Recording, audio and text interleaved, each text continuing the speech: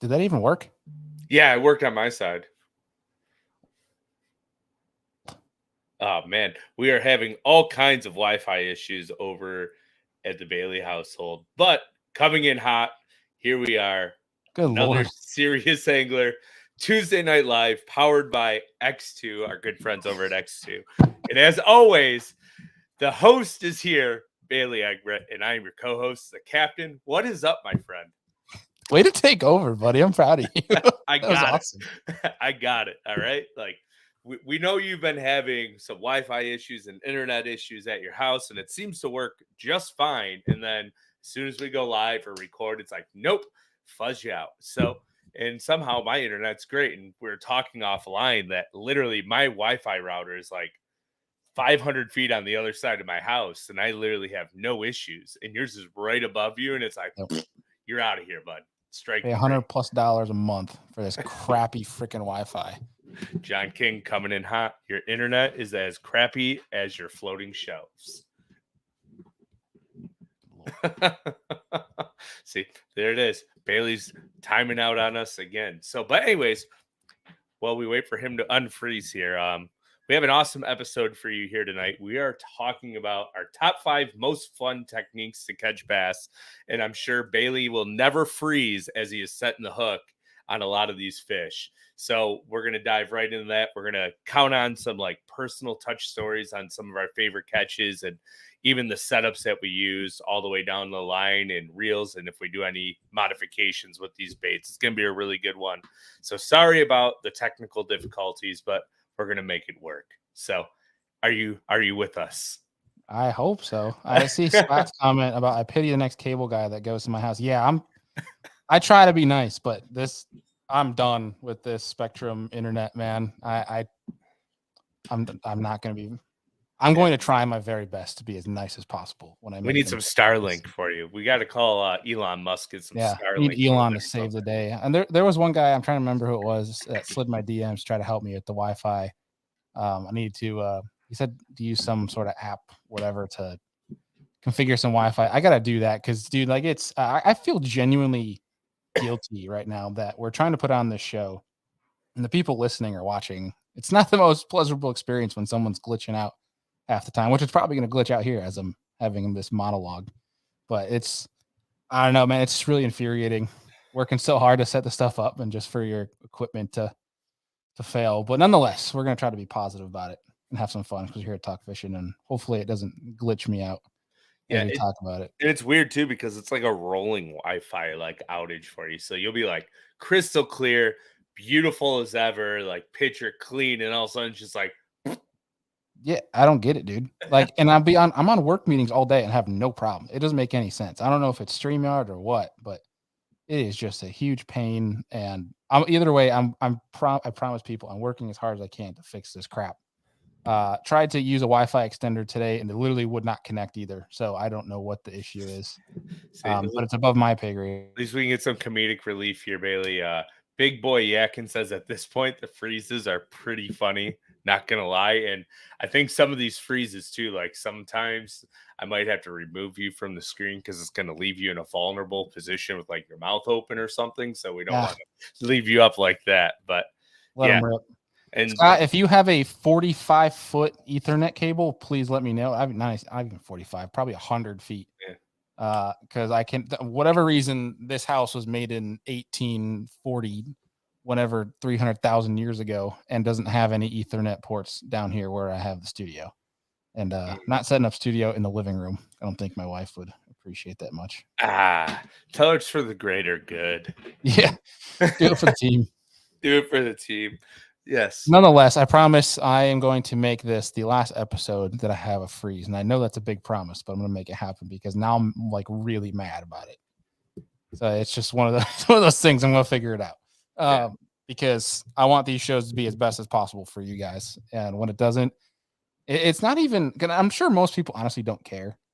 But for me, like I'm not saying we're like this tip top shape professional podcast because we're not, but I like to at least have it be enjoyable because I can understand the frustrations of trying to listen to a podcast and having like weird noises throughout the thing, echoes, things like that. Like it's the small things where somebody glitches out and then it's like, oh, it's kind of annoying.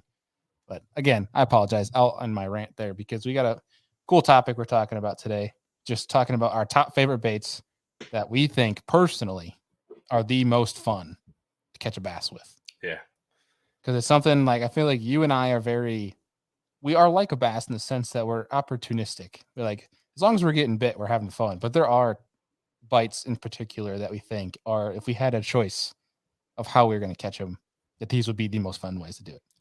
Yeah, and ironically, like I think my last two are smallmouth ways that I like to catch smallmouth, and the other three are largemouth. And we have this discussion all the time, right? About how like all I can think about while I'm smallmouth fishing is going to catch largemouth, and then when I'm largemouth fishing, all I can think about is getting back to catching smallmouth after a couple days. But I mean, it's nice to have a refresher, a change of pace, but also when you can bust out a bigger stick than normal, like a flipping stick or a frogging rod, as opposed to a drop shot or a real skinny spinning rod. It's just something that's super exciting to me. I know you shared your list with me and I looked at it briefly, but I think we're on pretty much relative the same pace in ways of the not in the same number order, but like the same pace of ways of way we like to catch fish and what we find like the most exhilarating ways for us personally to catch big fish and put them in the boat. So I guess in the comment section, it'd be kind of interesting because I think while our lists are different, I get what you mean by they're similar. So I'm curious, put it in the comments while we start going through this. Do you guys think it's going to be any finesse in here? Do you think it's going to be half finesse, half power, all finesse? Let me know what you think, and let me know your 5 or 3 if you don't want to do 5. But no, I want everyone to do 5 because everyone could easily do 5 personally thinking, because there are so many different ways and so many techniques that we can catch bass, and everyone has like one or multiple memorable catches on some type of technique. So I think it'd be really cool to see all of it. Yeah. Let it rip. We're top 50 or bust. Top 50 give us your all. I want to go 50th to first. Spam the comments. Let's have some fun. Every single. All right. I mean, before we do that real fast again, next week, like a week from today, is going to be our Thanksgiving special. I don't know if we're going to have 2 shows next week, being that Thanksgiving it's Thursday, right? Mm-hmm. Thanksgiving will be Thursday. Well, we might try to get an episode out, but there's a good chance that next week we'll do like a one long Tuesday night show for you guys. But next week today is the last day to get involved on the Project Purple giveaway that we're doing. So if you want a chance to win a 100 amp X2 power lithium battery, a $200 bait package, more custom baits on top of that, Serious Angler apparel, and even more stuff. If you want to get in on that, the link is down in the description. All you guys got to do is donate to Project Purple. It could be $1. You get 1 entry. It could be $10, 10 entries. You guys understand. You've heard the spiel over the past few episodes, but just know that you can win some pretty dang cool stuff, and you're helping out the people fight the good fight. So would much appreciate you doing that, and appreciate everybody that's gone and donated already. Seriously, means a lot to us, and it means a lot to the folks at Project Purple, because we're helping them make their jobs a little bit easier to help people that really need it. So much appreciated there. And we're not done with giveaways. You guys know that we have, we'll keep reminding you, is that Rec Lending giveaway. We've been working with Rec Lending for boat financing for quite a while this year. They're amazing people to work with. Really insightful. Deacon over at Business from the Bass Boat has had some incredible shows where people have gotten to ask their questions direct to the source and have some help when it comes to buying a boat, maintaining a boat, paying for a boat, that sort of thing. And they're running a pretty dang big giveaway, $10,000 in cash and prizes up for grabs. And it's free to sign up for the giveaway. So kind of a no-brainer for you guys. You don't even need to have a boat to sign up for it. So that's also down in the description. We'll have that in every single show, whether you guys are on YouTube or MP3. But make sure you guys get signed up with that. And then last but not least, when we start getting into our baits here, because speaking of baits, Omnia Fishing early Black Friday sales going on right now, 20% off site wide. You don't see that very often anywhere. So get in on that and get your baits. And it's not even like something we're pumping because it helps us. Like you're not even using our code. It doesn't help us any. We're just trying to help you guys. Like you're just saving 20% off on your entire order on everything across the site. Although I don't know if it still works for like Shimano, because I think Shimano is the uppity folk where they don't allow discounts on their product. Is that right, Andy? Correct. Are you testing that theory right now? No. So a couple ones that don't allow don't allow the discounts is like Shimano and Megabass are the two that I know of on Omnia. There might be a couple more, but those are the two that I know for sure that the discount code does not work on. And that's just simply because Shimano and Megabass and Jackal might be another one, just simply don't allow retailers to discount their product unless they run like a product sale or they discontinue a product and they want to get it out of the shelves. They just don't care about you guys like we do. Yeah. JK, we love all Shimano, Megabass, all that stuff. Well, for real, take advantage of it if you can. Oh, hey, and it's a great time if you're looking to get Blackfish gear. 20% off Blackfish gear. Yeah, great time to get in on that. I'll tell you what, one of the coolest things ever is like some of my friends and clients that come out with me on guide trips, and when they show up and they're wearing Blackfish gear, and it's like, why did you buy the gear? I've never talked to you about it. And they're like, oh, well, we see your posts and you're wearing it. Then we're walking through Cabela's or wherever they are going online and they're buying it themselves because it just shows that it's such good gear. And the other day where I was hiking with a couple of my clients, I'm sorry for going on this rant, and they both looked at me and they're like, man, this, I believe it was like the Gale Fleece pullover hoodie. Like, we're dying. I go, well, yeah, you're wearing like gear that'll keep you sweating in 20 degrees below Fahrenheit or like 10 degrees or 20-degree temperatures. Like, you shouldn't have gone on a 5-mile hike wearing a hoodie lined, wind resistant, waterproof hoodie. But yeah, they stayed warm. I'll tell you that. Oh, I'm sure. Once people actually wear it, they kind of like, oh, crap. Really fast, Michael Bradley goes, did you really ask if Thanksgiving is on a Thursday? And I just need to call that out because, look, for people that listen to what is Thursday? Yeah, you guys should know by now. I'm not the smartest person in the world. That's why I'm here asking the questions, not answering anything. So take today's episode with a grain of salt. But yeah, feel free to see. These are the comments I enjoy. I love when people rip into us. It's actually pretty funny, especially Michael. Michael's here every show, so he's just he can rip into us anytime he wants. But nonetheless, let's get into today's topic, Andy. All right. You want to lead us off, Captain? Let's go backwards, 5-1. Yeah, I'm with it. All right.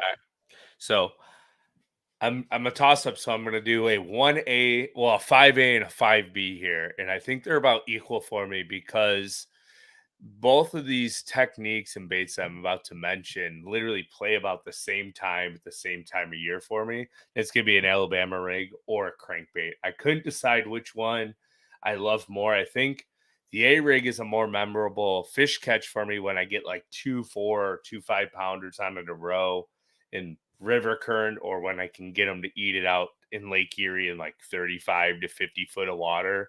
It's just one of those most exciting bites that you'll ever feel when they just about rip the rod out of your hand 100 feet away.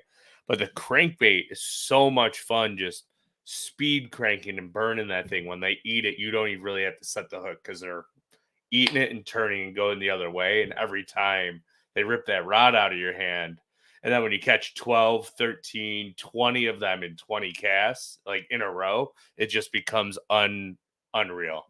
It's top 6 for Andy, guys. Yeah. Oh, I got some honorable mentions too, because I have some really, really memorable fish catches on quite a few baits, and I just love bass fishing. So it's hard for me to really narrow it down into 5.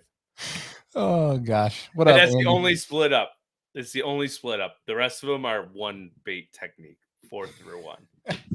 Well, shout out to our boy Andrew Hayes from Tackle Talk podcast in the comments. Chances are, if you know bass fishing, you know Tackle Talk. But if you live under a rock, he's one of the best, if not the biggest fishing podcast right now. You guys should go check that out if you haven't already. Highly encourage you to. But while Andy continues his top 10, I will start out with my top 5. This is where we're the same, man. Like I can struggle to get out of here. when I go fishing, I struggle to get under 5 rods with me. And this is where we are the same people. Hold up. I'm like, Bailey, come over at 4 a.m. We're gonna go fishing. He brings his entire basement. He might not bring many tackle boxes, but he brings every rod, I think, in his basement. And when you see pictures of the front deck, it's like, yeah, but what are the two? Mount Everest and whatever that next biggest mountain is next to it over in the Himalayas on my front deck. And then you turn around in the co-pilot seat and there'll be 7 more of his rods. I hate rigging up, man. Like I bring 3 rods. They all got a drop shot. Oh, man. Nobody ever called me a fishing man. I love it. I'm guilty. I'm guilty as charged. Okay. So I actually got pretty specific with mine in regards to like the bait technique in the situation. And this one's kind of straightforward, but my 5th one is a frog. But specifically, I mean, obviously throwing a frog anywhere and get bitten on a frog is fun as heck.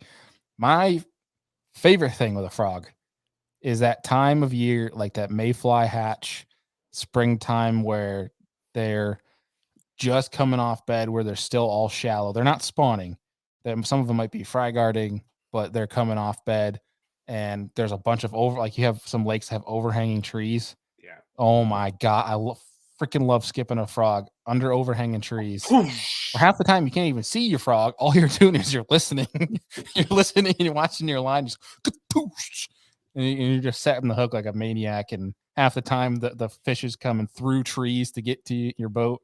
Like that is my most favorite part about frogging, is getting it up in the nasty stuff. You know, it's fun. Like I absolutely love that frog bite. But and this is an honorable mention. It didn't even make my top 5. I just want to. You haven't entered the top 5 for Andy yet. I just want to make a little story here real fast. There was a little bay that I was fishing. It works. It works. No, but this was, I think it was in September, and I texted you right afterwards. I was basically skipping a Rio Rico up underneath like weeping willow trees, and it was the same thing, like way in the back, and you could hear it chugging, and then all of a sudden you just hear. He's like, yep, because it would echo out. Dude, can you get rid of the music? Yes. I'm so glad I have that sound. It's so good. Oh, you got to take a shot every time Andy's top 5 turns up to. We're at top 7 now, according to top 7. Add 2 more, Bailey. 2 more. Oh gosh. But yeah, that bite's way too much fun. I agree. And this is where I love this topic because it's fun to talk about and it's full of rabbit holes. That's what people I think is they like the tangents, but at the same time, it's so hard for us to pick because as long as we're getting bit, Andy and I are giggling like little kids. We're like, oh man, dragging a worm, it's so much fun. Like we're giggling, and then it's like, what are you doing, you idiot? Yeah. Let's throw a crankbait. Having fun. Just having fun. Yeah. All right. So is it my turn? Or do you want to go another one, seeing as though you haven't cracked your top 5 yet? Oh, come on. No. So my number 4, even though we're now on like 8th bait, right? People even answering from the music, what is swim bait? Yeah. Awesome. Maybe we should make that a segment in the future and just like cue it up and find a way to put a drop screaming in. That'd be hilarious. We got to find a way to do that. University did that because I think that you had to actually answer the question like Sam did here is what is swim bait? I think Bass University, I want to say, did that a while ago. Because I used to tune into all their live streams. If you answered it as like swim bait, you know what's right, it wouldn't count because you didn't do what is. So I think they did that. It was super cool. I wonder if they still do it anymore, but nonetheless. Sorry, keep going.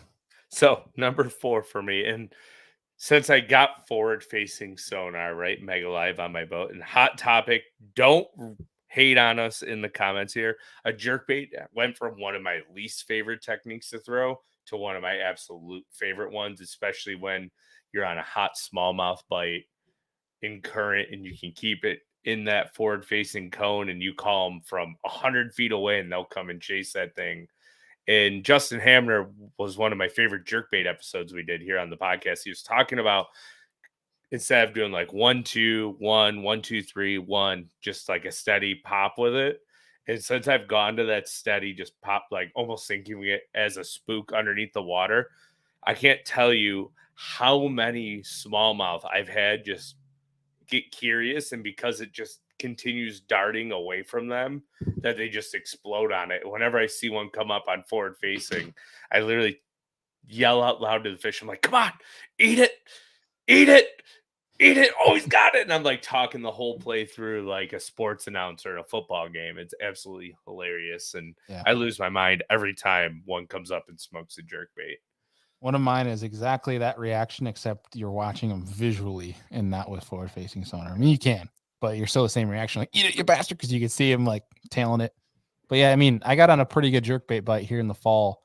I love throwing a jerkbait too, especially, with using forward facing sonar. But dude, it was really nice. I got out in the fall, put together the pattern, and there was something nice about as much as I like learning from forward facing, there was something nice about I turned it off and just went down the bank because conditions were it was half sunny, half cloudy, and wind was blowing. I just let the wind take me and just threw the jerkbait down the bank and caught 22 pounds of a mixed bag, which is going to be a cool upcoming video for Be the Fish. But just like when you have that fall jerkbait bite dialed in, or even just know the conditions, because the jerkbait works all year round.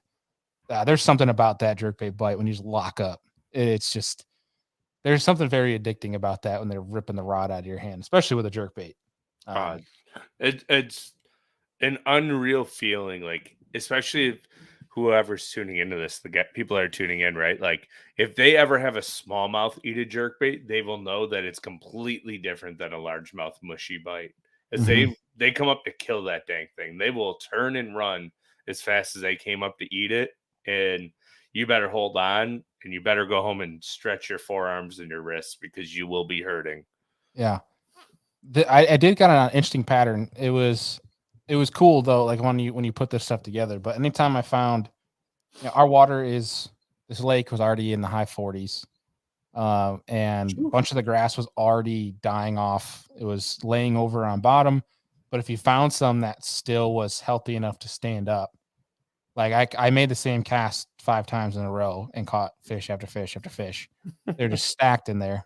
I noticed they would chase it, and some of the smaller ones would eat it, like if it was above the grass. But if I could get that bait into the grass, like you're jerking down and it goes into the grass and you pop it up and it comes out of the grass, almost like a trap. I wish I actually had traps with me. I'm surprised the bigger ones would smoke it. Like that's what it was. It was super interesting, and I ended up flipping a jig into the grass instead and caught them that way too.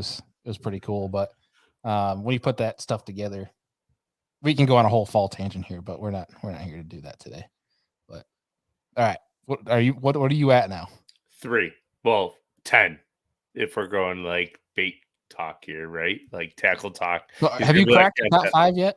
Oh yeah, we've been on the top 5. I just had honorable mentions. I had a 5A and a 5B and a 4, and just 4B reminiscing on a bite that I had. All right, like all right. So my 4 is going to be a spinnerbait, and a spinnerbait in regards to like close combat. You're making like 20-30 foot casts, like you're going through like cypress trees or stumps, or you're pitching around, whether it's be docks, things like that. That is freaking fun because it's more of a visual bite than it is. And obviously they're ripping the rod out of your hand, but that it's like you can see your spinnerbait at all times.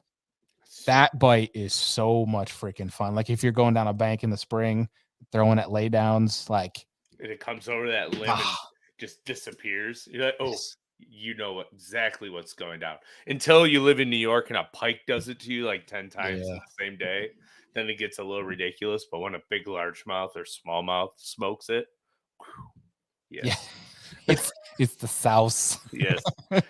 Dude, it's so much freaking fun, man, because it's a numbers bait, but it's a freaking like it gets big bites too. That's what's like, I mean, it's the thing too, it works freaking everywhere. It's like one of those baits, man. Like you can take it in a deep, clear water quarry, or you can go to, Florida where it's chalked out vegetation and maybe dirty, and it's still work. Like it's spinnerbait stays undefeated. But yeah, that's my 4th. It's crazy that like it's kind of made a reinsurgence right in the last couple years, but it was only for like a short while, and then it's kind of disappeared again. And it's kind of funny with the spinnerbait too, is how like each angler has their own preference in it, right? Like some will throw like small ones, like compact, tiny, real small, like throw it in tiny little areas and fish it real fast. And then I think it's a couple of years ago on Eufaula, you saw Seth Feider throwing like that 1.5 ouncer in brush. Like it's so versatile, and it's unfortunate that a lot of people don't use it more, but it's one of those baits that you can also live and die by it. So if they're not on a spinnerbait bite, they're just not on it. It's way too much fun. But Yeah. all right, Well, real fast. We kind of skipped over on our number fives, but I wanted to go through like our optimal setup for people that might be asking that question. You know what I mean? And maybe even our favorite bait for each. We'll quickly backtrack for your 5A only. 5A only, the like, A-rig. All right. So my A-rig rod is an Alpha Angler Wide Glide. It's 7'9" heavy, and it's an S-Glass composite rod. So it's got a deep parabolic bend to it, but it's also quick and sensitive, so you can literally feel the fish eat it as opposed to it just loading up. I use a Corrado 200 on it, 20-pound fluorocarbon, and then the A-rig is going to be either a Yum Flash Mob Jr. or a Brown Dog. In the weight configuration varies on each body of water I'm fishing, but if I had to choose two swim baits that are pretty universal, but depending on like the sunlight, if I want eyes, and the jig heads that I'm using, I'm either using a Cast Prodigy or a Rage Swimmer because they're more durable than a Kitech. Mm-hmm. So thanks for that, the Rage Swimmer. Yeah. If you got the money to pull out, I mean, yeah, nothing gets bit like a Kitech, but once you're above 45 degrees, I feel like you can get away with just about any swim bait on the market and on an A-rig, and they'll bite it. So yeah, I'm with you. So yeah, do your 4 quick too. Oh, my jerk bait. So that one's a little bit easier. I use a left-handed reel, a Corrado MGL size 70, Alpha Angler Slasher. You'll notice I am very Alpha Angler heavy on all of my rods. They're all I use. 10 or 12-pound fluorocarbon, depending on if I want to keep it up higher or get it down lower to the fish. And then there's 3 jerk baits that I basically have on deck all the time. It's either going to be a 110 or a 110 +1 Megabass Vision. And then I like the 6th Sense jerkbait Provoke 106, and then a Berkeley Stunna, because they all do something a little bit different. And that's why I like it. And then if you want to get real in depth, like colors, it's either going to be something translucent when it's really sunny, or opaque when it's cloudy, or the water slightly stained. Sorry, I had to. What is a jerkbait? What is a jerkbait? That's the Lure Lab coming out of Andy, guys. That's the captain at work. I should label all of the episodes as "What is," right? What is frog? What is frog? What is Senko? I'll keep it simple for you guys. So my 5 was frog, 7.3 heavy, 65-pound braid, Spro bronze eye. Favorite color is Killer Gill. Straight to the point. Literally, probably don't frog with much anything else. You don't use black or white ever? No, not anymore. I don't think it matters. Fair enough. Because Killer Gill, I feel like it's just so natural, does everything. So I've never found a place in light that Killer Gill doesn't catch him. Spinnerbait, I have 2 different setups. One is going to be a 610 medium heavy fast. Keeping it simple. 2 setups. Hold on. See you later, Eddie. JK. 610 medium heavy, 20-pound fluorocarbon. The other one is going to be a 7.4 heavy with 17-pound fluorocarbon if I'm making longer casts, but that 95% of the time I'm using that shorter rod, 20-pound fluoro, and always seem to be throwing an accent spinnerbait. I don't really throw much else. All right, number 3. What do you got, Andy? We're going shallow water. We're getting down dirty. I am picking up a jig and picking apart just about every piece of structure that I can when I'm on a shallow bite. It's going to be a Beast Coast Low Magnum has become probably my favorite jig for just about any situation. And I like a swimming chunk on it, so I use like a rage chunk because I love the action. I trim the skirt down on the little Magnum really small. Basically, just need black or some variation of green or brown. And I use an Angler Angle. Zilla Vader. I use 17 or 20 pound test in Berkeley Trilene 100%. And I just have a time with an 8-1 or a 7-4 gear ratio reel. I think that one is a Daiwa. What do I have? Zillion SV. Yeah. Bougie. Yeah. That's a So fun one. bougie. Yeah, that little Magnum, that thing is saucy. And I think my favorite bite too is like it could be a jig or a tree. When you skip it in there and you go to engage the reel handle and your line is already 15 feet to the right because they're just on it so fast and running away.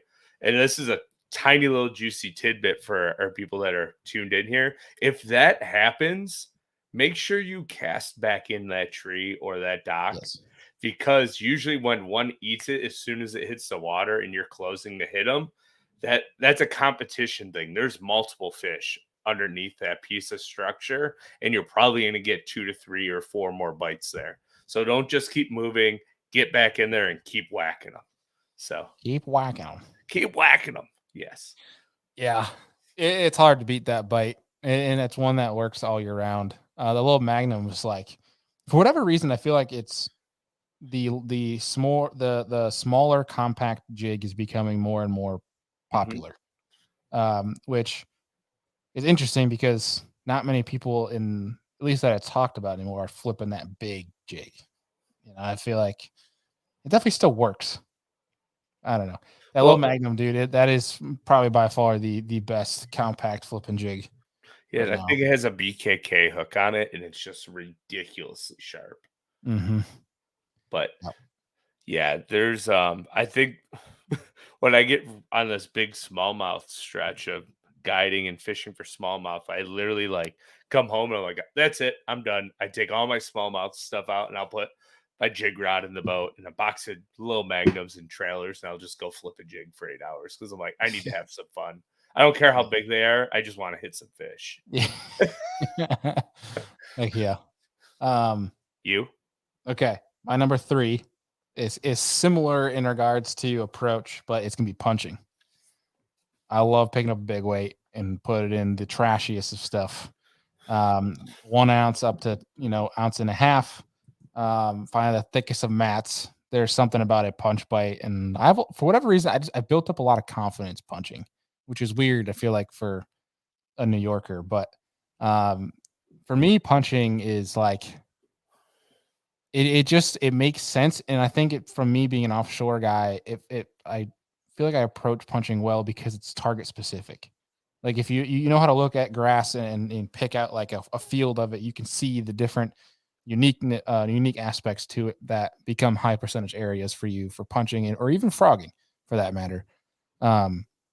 Whether it's like that one little section of cheese on the whole mat, or if it's the point that comes out. Like when you go down a grass mat and there's one small point that juts out, you don't see a blowhole through it already. You're itching. You're like, yeah, I'm gonna catch one right there. Without a doubt, that is so much fun. Yeah, and just like when you punch through, and either the mat shakes, or like your rod just gets throttled on the way down. There's something about that is just so addicting to me. I mean, beyond just the braid singing Lady Gaga back at you as you fight that fish, there's just something really addicting about it. And for me, it's my setup's going to be a 7-11 extra heavy fast. The rod I'm using right now, it's a Abu Garcia Fantasista X. The reel I've swapped through a few. It's going to be around like that 7 to 6 to 8 to 1. You don't want to go too torqued because you won't be able to reel trying to get those fish out. You want to have a little bit of torque. So I found that happy medium is around that mid 7 to low 8s. 8 to 1 is about the highest I'll go. Right now I'm using a Corrado K. I think it's a 8-1 to 1, 65-pound braid. You can use 50. I've seen guys use 40. We've had Fletcher Schrack talk about using 40 and getting more bites out of that. 1 ounce tungsten, usually BKK heavy flipping or heavy cover flipping hook. But I also like if I'm in really nasty stuff, like really, really thick, 1.5 ounce punch weight. I like that Owner Jungle HD. That's one I really like because you will not flex that, and you can really torque on that sucker. But punching, man, I feel like that's on everybody's list too, especially if you've done it. And if you haven't punched, you need to because it'll change things, man. Sometimes because I mean the days that you can go out and just bring a frog rod and a punch rod where you go down the bank once with the frog, come back with the punch, like that's just the man's dream. You know what I Or mean? if they're blowing up on your frog and missing it by 6 feet, but you know right where they live, it's a great follow-up bait to be ready to go with. That's Yeah. fantastic. Says the braid singing Lady Gaga back to you is one of the best things I've ever heard. Clip it, boys. Yeah. No Clip it. matter like what the bite is, if it has braid and it has a weight to it, and I think that's one of the most crucial things to talk about too is when you're flipping with braid, punching, flipping, it's important to change your hook set mechanics just slightly because you don't want to jack them. It's more of like a lean snap, like a snap lean, and you really just got to keep going. But it's not a full on jack them out of the hole because you'll lose a lot of fish, in my opinion. Yeah, I mean, when you go watch some of the best anglers that punch right now, like an Ish Monroe, a Bobby Lane. I mean, you can rattle off a whole list of guys that are really good in grass. You know, Skeet Reese. There's one. I mean, let's throw some young guns out there too, like a Christian Greco right now. I love his Wes channel. Logan, Wes Logan, another great one. Like you see them, it sometimes looks like they're hitting them hard, but they're not giving the whole slack line. You know what I mean? It's yeah. See, Rich is exactly what we're talking about. I get too excited and set too hard, but it's hard not to. It really is. And then when that 1.5 ounce weight comes flying by your head, you realize I just messed up because if that was 6 inches left or right, you could be losing an eye, cracking your glass. If you have glass lenses, Dude. you could crack it, lose an eye, you could lose a tooth. I feel like we need to have a horror story episode of punching because there's a bunch of them out there that are no bueno, of like cameraman taking a bullet weight to the forehead type of steel. Like, and it's always because you try to jack them. Like that's the biggest thing. Yeah. I mean, Adam Reiser, who's yeah. I mean, you're just open sesame. Our guest last week on Kayak Fishing Weekly, Adam Reiser, who we've actually had on this show probably almost 2 years ago. He knocked out his two front teeth. He looked like he was your stereotypical Canadian that they joke about in the cartoons with two missing front teeth that plays hockey. That's what he looked like because he took tungsten to his two front teeth and from punching and knocked them both out. I think it was punching. I might be wrong there, but either way, it was that stuff scares me. But at the same point in time, the technique is so much fun that you can't put it down. But I rest my case because I could go on and on and on about punching. But yes, here's a great point from Rich too. Our boy at Hello Bass. Now you can't set the too hard on a frog. That's the damn truth. I love, dude. Here's the thing, and it's a different hook set though. It's 100% a different hook set too. It is. Yeah, you're right. But I was just gonna say it's funny when you see these clips or reels when you put out setting the hook on a frog and you're just jacking their face and it hurts. Well, I'm saying the comments that people are like, "Damn, bro, you're not catching a shark. Take it easy. You don't need to like." It's just like if only you knew. Yeah. You set the hook like you're fishing a drop shot and see what happens. Yeah, I think like as we're on the topic of frog, and that was in my top 5, but I took it out because you added it in, so I added a different one. But I want to talk about like my most memorable frog catch that I can remember, and that was that little lake that we fished before the tournament that we won the next day on that shallow point where the grass is. Yeah. There's that little depression, and we're like 150 feet off of it, or however far away we were, and you threw up there in one miss. And I literally threw past it, and before the frog even got to the mat, it just absolutely obliterated it. And that's the one that always like resonates with me because it was a really big fish for that lake. Mm-hmm. And it was, I remember hitting it, the braid just goes, it was Lady Gaga singing like for the entire time. Like, I want to know what love is. Yeah, exactly. And I remember that's all I'm going to think about in my head now. Every time I hear Braid sing, it's just that song. Uh, but like, yeah, there's nothing like a slack line or hook set, as Rich is saying, with a frog. Yeah. Because if you don't hear snap, and if you don't hear somebody go whew on the hook set, they're not setting the hook hard enough with the frog because it always Your hurts. ribs aren't bruised at the end of the day. Like I've been on frog bites where I have like the butt of my rod going across my ribs for like a week Mhm. straight, and just pain when you move the wrong way. And you're like, all right, I might need to put a different real sided hand on Yeah. here, change it up because I don't know if I can set the hook on my left side anymore. You'll be okay, boo boo. I know, but I love it. Yeah. You know, when you Speaking of, go from spinning rods to frog fishing, you don't have that like cartilage and build up here to absorb the impact, you know?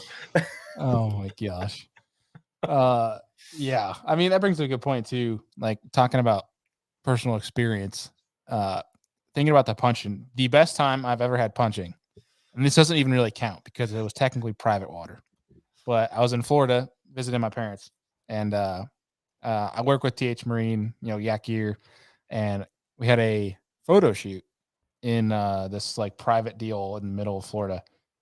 And we got through the photo shoot and everything, and I kind of was just asking him like, "There's a lot of. Do you guys care if I stay for a couple hours and film and like fish some of this stuff? Because it's not often you get to go fish private water down in Florida." And they're like, yeah, whatever. And dude, this like I kid you not, they're just these little farm sloughs that like literally I'm driving trying to dodge cows to get back to this photo shoot. No road. It's just a field of just cow pies, big cattle walking through. It was super cool actually. Gators on each one. Like there was actually one little slough that the not the guide, but like the what do you call it? The grounds crew. The Whatever. property manager. Yeah, he was just like, don't go to that one. If you're, he's like in the kayak, don't go there. Like, I guess it was like they were saying it was like a 12, 13 footer. I'm like, noted. Daily And jerky for that. yeah, Game. yeah, kayak looking like a snack.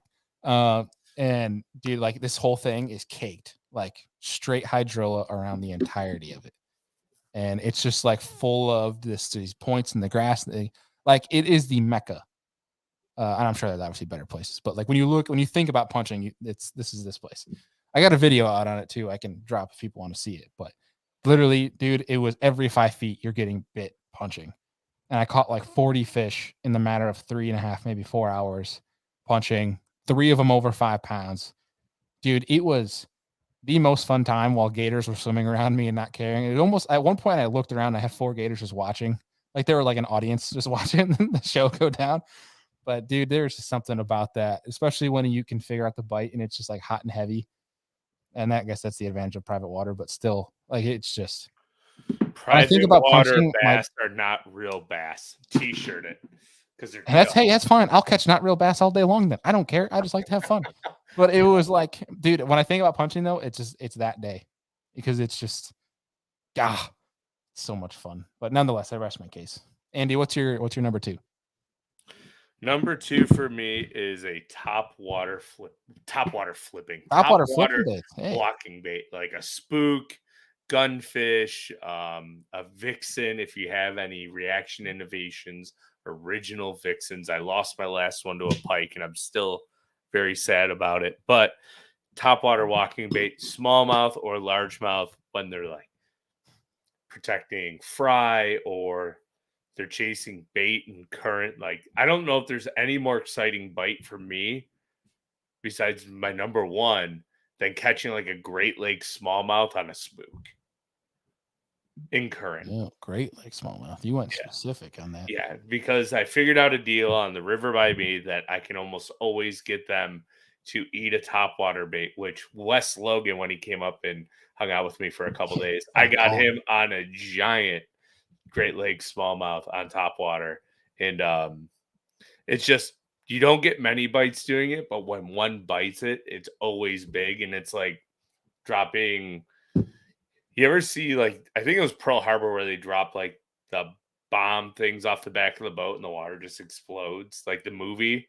I was not sure where you were going with Yeah, that. but like when you hit that water, just poof, it's better than a frog blow up to me. But a smallmouth smokes a walking bait.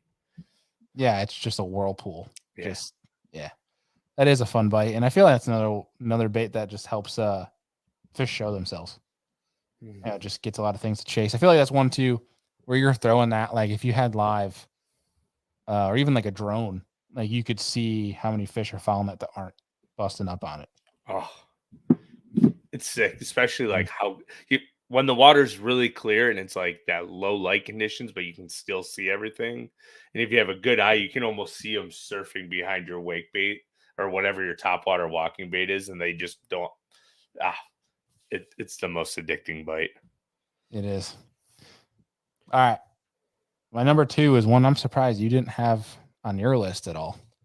It's a great one that is like the 4x4 of baits. Easy as heck to skip, throw it anywhere. That's a buzz bait. Oh, I love buzzbait fishing. I just don't do it enough to put it in my top 5. What do you mean? All of your top 5 is things you don't do enough because you're on Lake Erie all the time. What do you mean? No, I sneak away and go fish Your other logic lakes. is flawed here, my friend. I sneak away and go fish other lakes, but I don't think I actually. This past year, I did not catch a single fish on a buzzbait. And I tried. I didn't catch one. But the year before, on that same day, I was talking about that frog bite. I think our first like 8 or 9 fish we caught were on a buzzbait. It's so much fun. I enjoy It it. is. But I forgot to talk about my setup for my walking bait. So I'll come back to it after your buzzbait talk. Sorry. Yeah, go for it. Go for No, it. go. Oh man. So the buzzbait, it's one I've seen some people like our boy Alex Rudd has been catching a crap ton of creek and river fish. Caught a giant spotted bass on one. But he doesn't throw it with a trailer. So I know you can find success like a spinner bait, without a trailer or anything like that. You can find success doing it. I, for whatever reason, don't have any confidence in it without a trailer. So I always put like a buzz frog or crash crawl, any sort of crawl like bait. Like I've used a rage bug before. Anything that's white or black that's got kicking fins. And I haven't dove in deep into the colors. And I know some people are pretty heavy into buzz baits that, like, if you're in here, chime in on different colors you might use, but it's either white or black, and it's pending if it's sunny or windy. And it's typically I'm always kind of throwing a white one. Yeah. But it's just one for me that's just fun because you can cover so much water fast and just really go to town and cover in water because you can skip it like a dream, especially into tight cover. Doesn't get locked or hung up on much, especially if you're on like a dock bite for whatever reason too. Like skipping, So much fun. yeah, man. It's just like in that bite too. Like it's probably one of like say a Chapo or Whopper Plopper. It's probably one of the best baits to throw like that's enjoyable without catching fish, if that makes any sense. It's one of those things where it's like a big swim bait too, where you're anticipating a bite at any second. It's just it's good for the people like me with ADHD. Keeps us entertained. Yeah, the only thing that stinks about a buzzbait is when they miss it, but very rarely do they miss the buzzbait, in my opinion. Now, are you Yeah. a trailer hook guy or a no trailer hook guy on your buzzbait? Yeah, here we go. Brian said it perfect. Yes. ASMR fishing experience. That's Put a 100%. mic on the buzzbait and imagine the noise Oh you my get God. from that. You don't even need that. Just your GoPro picks it up. Good gosh. Another, if you guys are all into watching YouTube as well, Brian's a great one, the creek crawler. If you guys are into that backwoods creek fishing stuff, he puts out some incredible content. But yeah, that's what 100% what it is. ASMR and ADHD. Abbreviation fishing is what it is. So I like to, as I'm driving down the road, just stick the buzzbait out the window to get it nice and tuned and squeaky. Oh, dude, when I'm throwing a buzzbait and I'm like rigging it up, my wife hates it because I'm sitting there just making it do its thing. Yeah, she drives her nuts. What are you doing? But yeah, dude, that one's awesome. My setup for that one, I have to give 100% credit to Gerald Swindle because I took this directly from his seminar he did on Bass University. And it's a 7.5 medium heavy casting rod with 15-pound fluorocarbon. And it's a 3-to-1.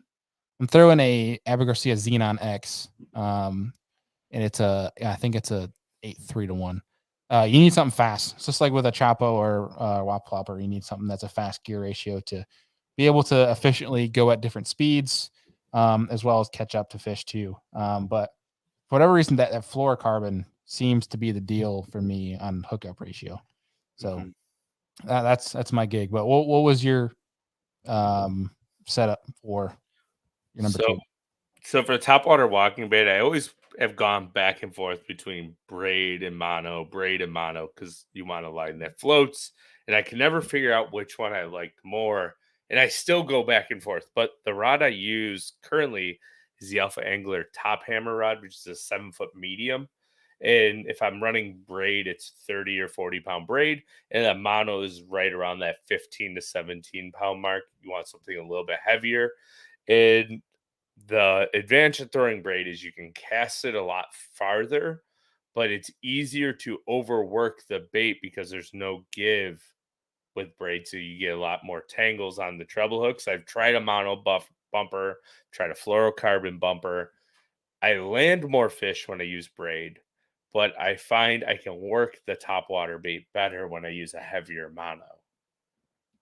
Yeah. So I haven't quite figured out exactly what I like. Either way, it's the most fun bite, but in that current, I feel like the braid is the way to go. I get tired of it wrapping up on that front treble hook sometimes. Yeah, So I'm with you. Yeah, I like that little liter of mono as well. We have our boy Brendan in here, Brown Bait Co. saying, what have been your picks so far? Let's quickly run through 5. You're not 5B, you're 5 to 2 so far, Andy. Roll through them quick. all right, so I had 5 is A rig, 4 is jerk bait, 3 is flipping shallow cover with a compact jig, and then a topwater walking bait. And I have frog, close quarters, spinner bait, punching, and a buzz bait. And Andy and Brendan, don't worry. I think you'll be pleased with my number 1. But Andy, what's your number 1? So this one is not a drop shot. It is actually flipping sparse grass, but with braid. So like a light punching rig, 5/8 ounce weight, 3 or 4/0 straight shank hooked. Always Snell the straight shank hook. Straight shank Straight hook. I Shane. cannot talk. Shane is And then straight.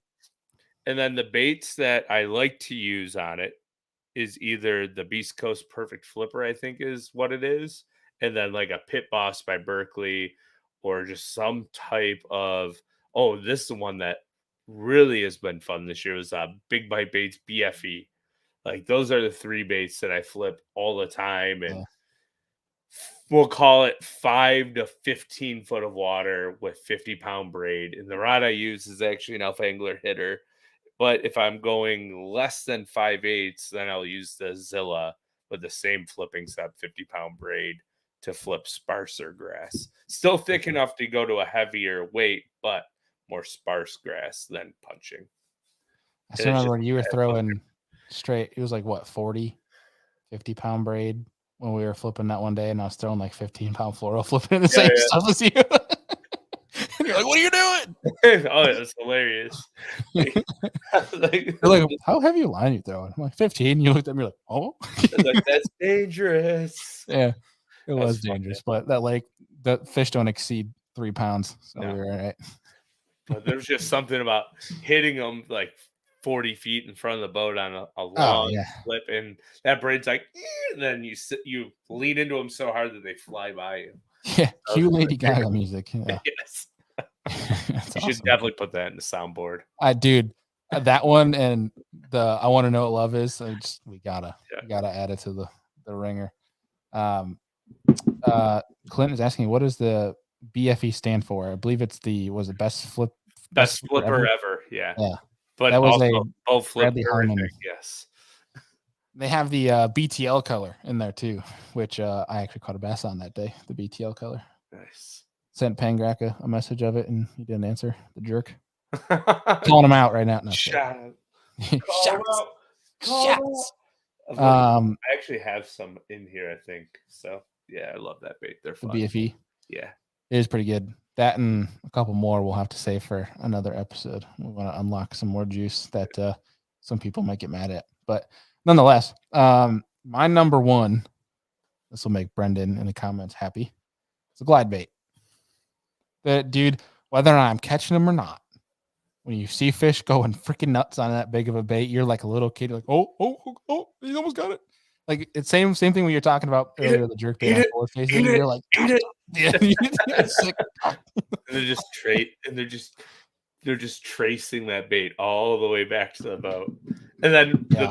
the worst part about it is you see them, and then the bait gets like 10 feet from the boat and they just stop and turn away. Dude, I still to this day, man, my biggest regret ever in life was forgetting my GoPro stuff. And not even forget, I didn't bring it on purpose because it was Memorial Day and was taking at the time fiance out fishing and kayaking. I brought 2 rods. I brought a glide bait and just a simple wacky rig because fish had been were up shallow and all that jazz. And just for simple catching, if you wanted to throw it around and catch a fish too. And had no plans because I thought we were going to be kayaking around that day, just enjoying the morning. And she goes out there and brings her book. And she goes, I'm going to read. You can go off and fish for a while. And I'm like, Deal. yeah. I'm like, okay. I didn't think anything of it. And then in the first literally 20 minutes, had caught, and I was like a 608 or 6. It was like a low 6-pound smallmouth on that Spro KGB Chad. And I'm like, oh my God. Like I totally should have brought the camera. It's lesson learned. If you're a content creator or you want to be or whatever, always bring the freaking camera regardless. You can always delete footage. But like that day had 30-pound bag all on the glide, had that 7-pounder on the glide, had 2 over 6, a 5, and then a really high 4, but caught several 3s. That this lake was crystal clear. Like you're watching them. You could see him. Like if you had the GoPro, I fished there before, you could see him ways away chasing the glide and come up and bust on it. But dude, that 1 6-pounder that was the largemouth came up and ate it subsurface like it was a dang Shark Week. Like they're in South Africa testing with the fake seal, like full on breach out of water with it. Dude, I was so mad that I didn't have the GoPro that day. It was like such a mix of emotion. Like this is the greatest day ever, but also this is the worst day ever because I know it's gonna. I mean, I have the scale and the pictures, but other than that, I wish I could have the video just to show everybody. It's just, dude, there's something about it, man. It's so cool. It's like raw. There's something so thrilling about watching just a pure magnum come up and just like either you can just see the raw fish emotion going out and they're hunting a big bait and you just see them behind it and just kind of seeing how they behave, dude. It's super cool, man. I could go on about it forever. Brendan, he knows in here. There's a couple guys in this that throw glide baits that, gosh, it's so much freaking fun. I wish I had more time to do it because when I'm out like fun fishing, I'm like, yeah, I always have one tied on and I throw like 15 casts with it. I'm like, all right, I just want to catch fish because this is my day off. Like, you should just put some wire around the trebles and let it just sink down 40 feet. no, They'll come up.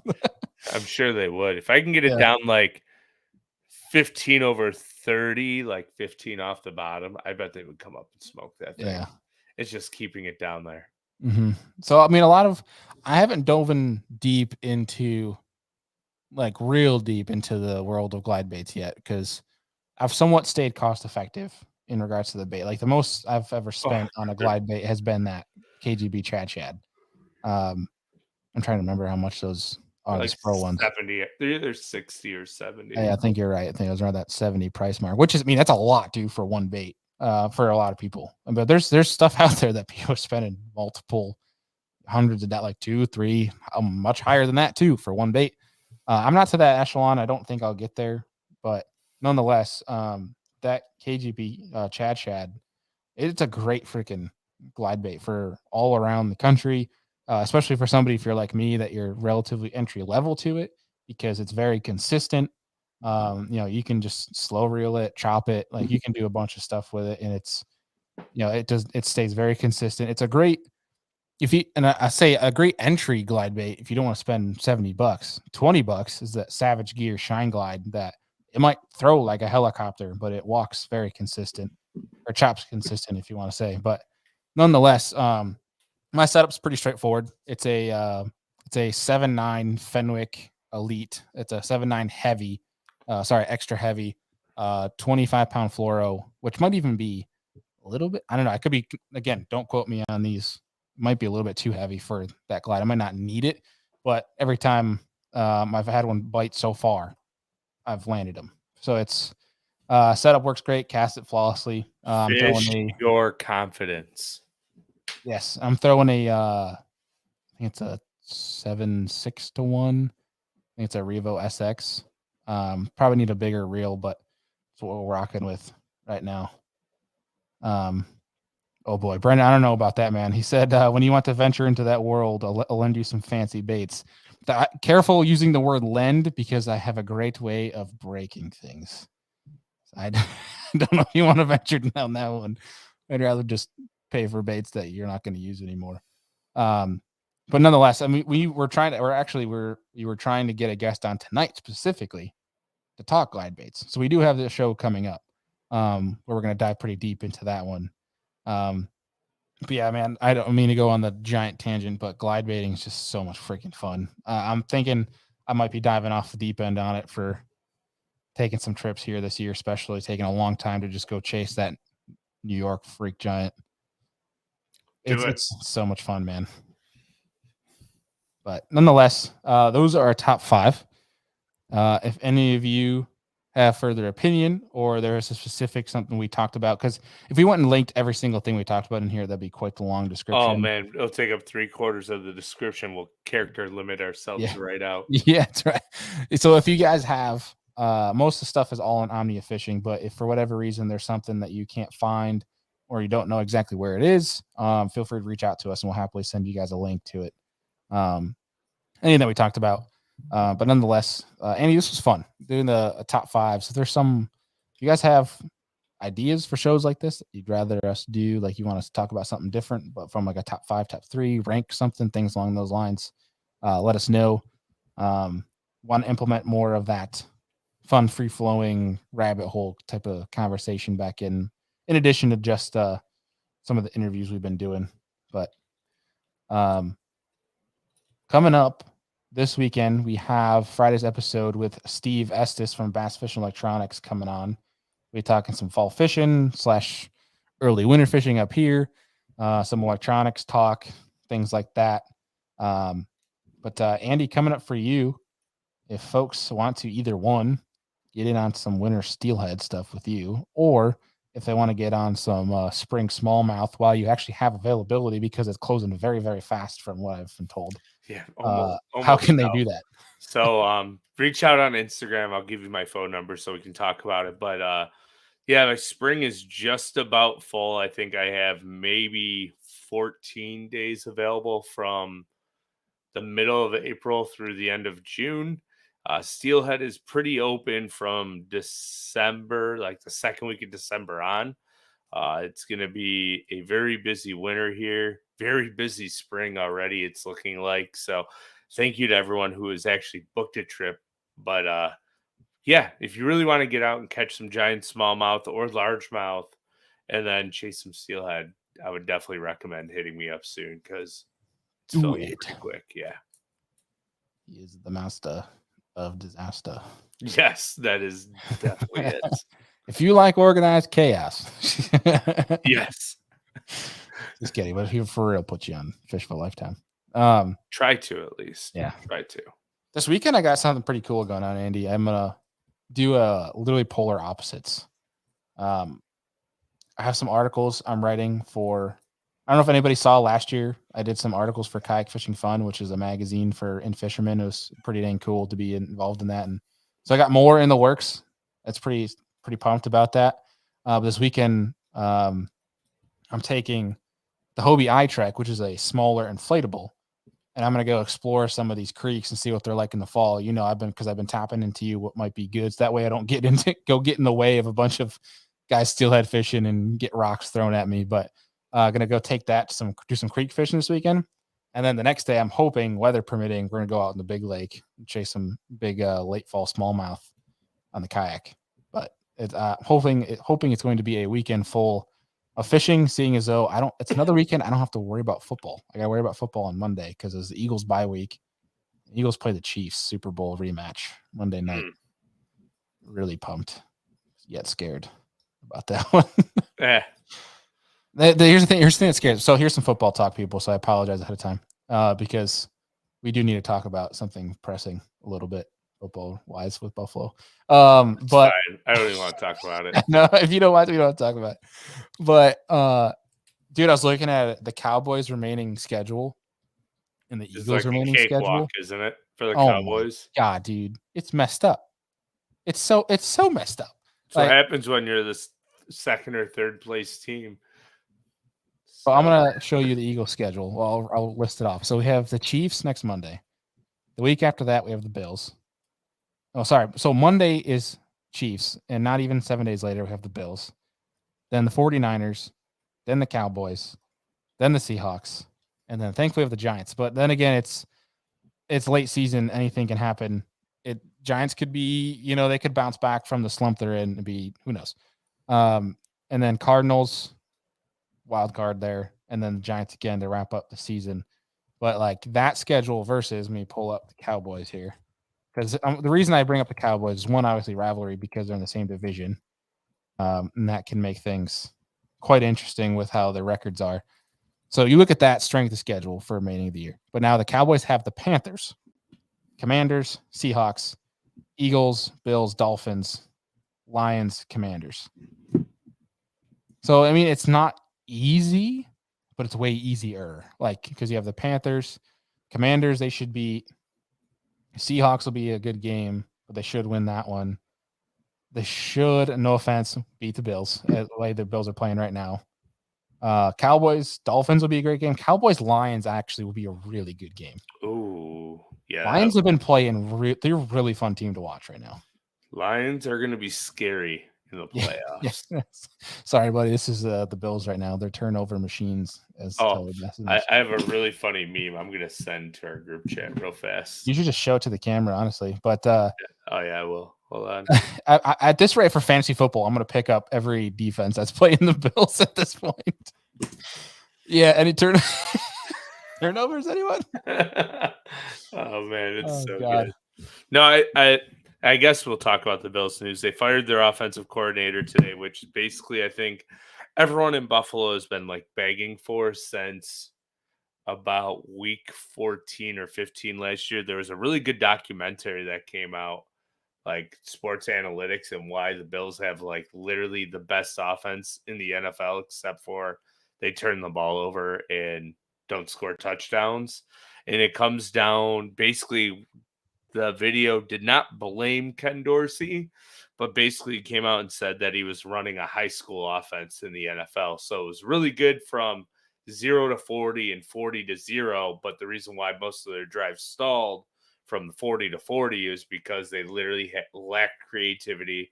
Everything was an option route. They had no offensive line pulls in the running game. They just were all straight ahead.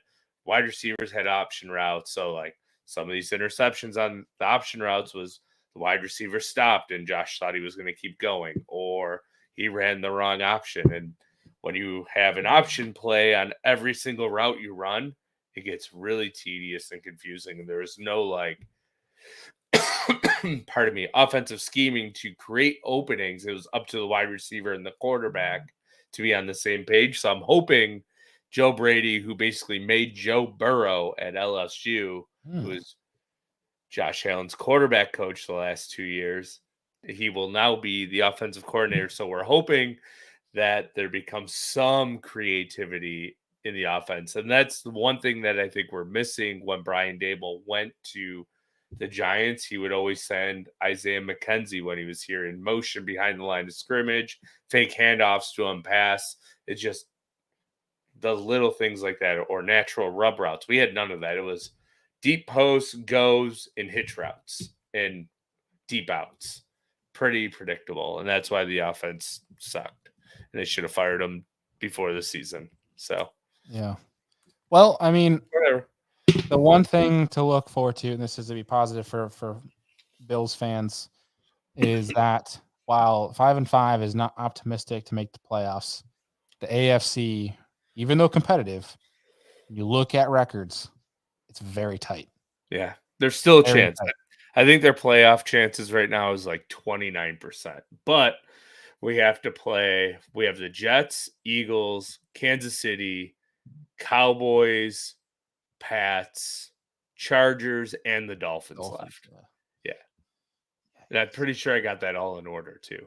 I will say the one thing that's impressive, though, some people are saying fire McDermott, and I don't know if I agree with that because McDermott is the only reason that defense is still the defense is the only reason they stayed in that game. The defense is the only reason they're 5-5. Yes. This team could easily be, and it's a third string defense too. Yeah. So last night they were talking about it before the game. They were down 6 defensive starters, and the payroll for like 4 of them is literally almost half of our salary cap between Milano, Trey, and Daquan Jones. And Micah Hyde was out, so that's another one. And then, yeah, it's what is Epinesa? When is his contract up? This year. Oh God, you're gonna have to pay him. Yeah, so like, no, he's gonna end up having to walk probably because Gabe Davis is up this year. Let him go. AJ Epinesa is up. And then we have like next year the Bills are going to be in shambles. Like half their team is on expiring contracts. Besides Alan Diggs, the entire offensive line, Milano, and a couple of the defensive players. Gosh, that sucks. Yeah, and Kincaid and Knox. But yeah, the rest gotta get look. It's a bright future if he can stay healthy, man. Yeah, you think about this one. If he doesn't fumble that ball in the Bengals game, we probably beat the Bengals. Like it's been one of those years. It is, dude. Speaking of Bengals, I'm sorry guys, this is total football talk, but like, dude, Houston looks good. Houston looks good. Stroud looks so good. The Bengals might not make the playoffs. Like, I think they're the 4th team in their division right now. That look at their division, right? Steelers are leading it, I think. No, Ravens. Baltimore's 6-3. Yeah, I think Baltimore, Pittsburgh, and Cleveland are all 6-3. Like, yeah. Oh yeah, because Cleveland beat Baltimore. Yeah, dude. You know what I love? I love that this year is like, even though the Eagles lead the record, there's been some games where it's been like some imposter syndrome where it's like scores are not replicating how the Eagles look right now because they're figuring some things out, but like they should have put away the Cowboys game handily, but they literally self-destructed. Like you literally texted me that you're like the Eagles are like self-destructing right now. They should have put that away handily, but made stupid decisions. But dude, I mean, this year it's like there's no clear-cut powerhouse. You know what I mean? Like, because you have the Chiefs, you got the Niners, you got you got to put the Eagles up there, but like there's teams that are like could make a serious run and scare some people. That is the Lions, the Seahawks even look good. They got blasted by the Ravens, but like I feel like they show some moments of brilliance. And then you got the Ravens who look really scary too, but it's like they're so on and off. Teams are not consistent this year, which is making things really interesting. But one thing I'm going to bring up too, this is going to be my only complaint for the rest of the night. Refs are way too damn involved in these games now. It's becoming almost annoying to watch. Like last night, the end of the Bills game, that Taron Johnson penalty, what more could you ask him to do? He saw the receiver running back to him, so he turned around to look for the ball. And if you go back and watch him, yeah, he put his hands on him, but Jerry Jeudy literally tried to push off of him to get the call, and they called it. And ultimately, that's what. Well, and here's the thing: it shouldn't have came down to that. Here's the thing I hate. And this hits me. This is a soft spot because this is the Eagles-Chiefs Super Bowl. When you don't call it all game, why do you call it at the end? Yeah. Like you can't do that. Like it's just screwing over whoever's on defense last. Yeah. It's just kind of one of those lame things, and I think just the refs are way too involved. And it's not as bad as basketball. Basketball is even worse. That's just absurd. But I don't know. It's just one of those things where it was PI, yes, Rich, but it was just one of those things like it's a shitty position to put Taron Johnson in. It's like, what do you do? You know, it's like, but nonetheless. It's like 50-50 though. Like sometimes they call it and sometimes they don't. Yeah. And usually what they say is, yeah, you can make contact, but if it looks like you're fighting for the ball, it's not technically pass interference. Like Yeah, it doesn't make any sense. Yeah, the rule is too gray. Like, and that's one of the issues with all of the rules in the NFL. Like, there's literally holding on every play, but they don't Yeah. call it every time. Like, Well, speaking of Rich here, I mean, dude, when Cousins went down, people thought Vikings are done. Vikings Josh are very Rosen- much alive. yeah. I was just playing out of his mind. I saw a funny stat the other day. They're like, they're 0-4 with Justin Jefferson, I think, before he got hurt, and now they're like unbeatable without him. So I guess trade Justin Jefferson, right? Trade him, get rid of him. They'll be better off. Trade him and get some better offensive line to give Dobbs and Cousins some more time. I don't know. Dude, you can't say that with Justin Jefferson, man. I know. Because I think what it did, I was just and I think Rich is a Vikings fan. I don't know that 100%, but he can feel free to comment if you're still in here, Rich. Is I think it allowed Addison to step up and allowed Addison to get comfortable. Yeah. And it just obviously got him a lot more targets. And dude, that kid can freaking play, man. And then Hawkinson is lights out. I think if they can step up the run game, like it'll help the pass game even more. I think Osborne got hurt, but he's a great WR2. But you put Jefferson back in now that they're feeling like that. I mean, dude, Vikings are scary as long as they can step it up on defense. Yeah. They're fun to watch, man. They really are.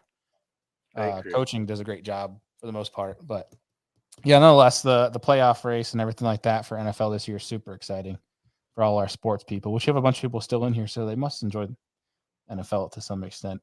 I'm still watching college right now just because it's a lot of shaking up with because obviously I'm an Oregon Ducks fan for people that listen to this show, and Pac-12 is going to be no more next year because we're going to the Big Ten, and so it's going to be, instead of seeing Washington State, USC, we're going to see all those teams, but now we're also going to see Michigan and USC, or not USC. We're going to see Ohio State. We're going to see Michigan State, Penn State.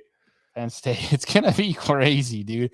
And I'm actually pumped for it. My wife got me another Oregon jersey for my birthday, and we're going to plan to fly to Oregon next fall to go watch Ohio State at Oregon.